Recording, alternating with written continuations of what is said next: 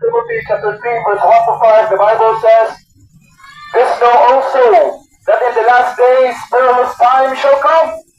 For men shall be lovers of their own selves, covetous, boasters, proud, blasphemers, disobedient to parents, unthankful, unholy, without natural affection, truth breakers, false accusers, incontinent, fierce, despisers of those that are good, traitors, heady, high-minded, lovers of pleasure more than lovers of God, having a form of godliness, but denying the power thereof."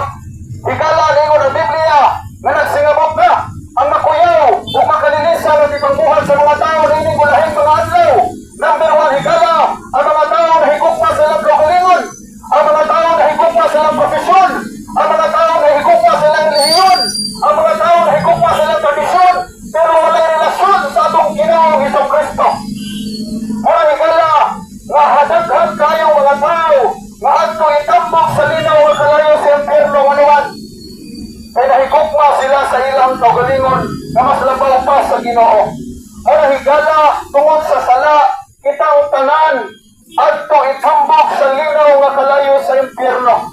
Labi na higala sa ulahing mga adlaw nga mas makuyaw pa ang ipangbuhat sa mga tao, makalilisang ang ipangbuhat sa mga tao nining ulahing mga adlaw sa dili pa mobalik ang atong Ginoong Hesukristo.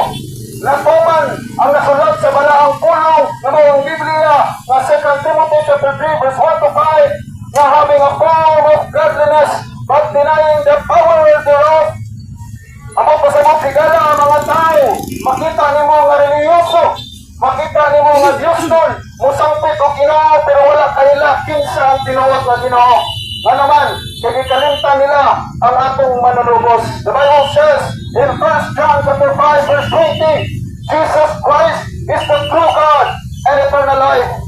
Aron masayot na higala ang tinuod na Diyos na may namatay sa krus sa Kalbaryo. Siya pa'y nagbuhat sa langit o sa yuta. Siya pa rin ang nagbuhat kanimo o kanako. Siya pa rin ang nag-antos tungod sa atong mga sala. Walay laing Diyos, walay laing Ginoo, kundi ang atong Ginoong Hesukristo. Siya lamang ang tinuod na Diyos na dapat simbahon, tuhuran o saligan, wala na ilain, only the Lord Jesus Christ. That's the only way to get to heaven. The Bible says in John chapter 14 verse 6, Jesus said unto him, "I am the way, the truth, and the life. No man cometh unto the Father except through Jesus Christ." Dili ka makaadtog langit higala, kundi mag-adtog kang Kristo Jesus. Walang tuyong tumong. The Bible says, "Who will have all men to be saved and come to the knowledge of the truth." Walang tuyong tumong ang purpose sa itong Ginoo higala. Nangyari siya sa kalibutan, iyang ibiyaan niyang trono sa langit, aron sa pagtubos, aron sa pagluwas sa atong mga kalag, gikan sa kalayo sa impyerno. Ayaw pagingon higala nga ikay makaluwas sa imong kaugalingong kalag, pinili ka Ginoo. You are not God. Don't say to yourself that you can save your own soul. You are not God.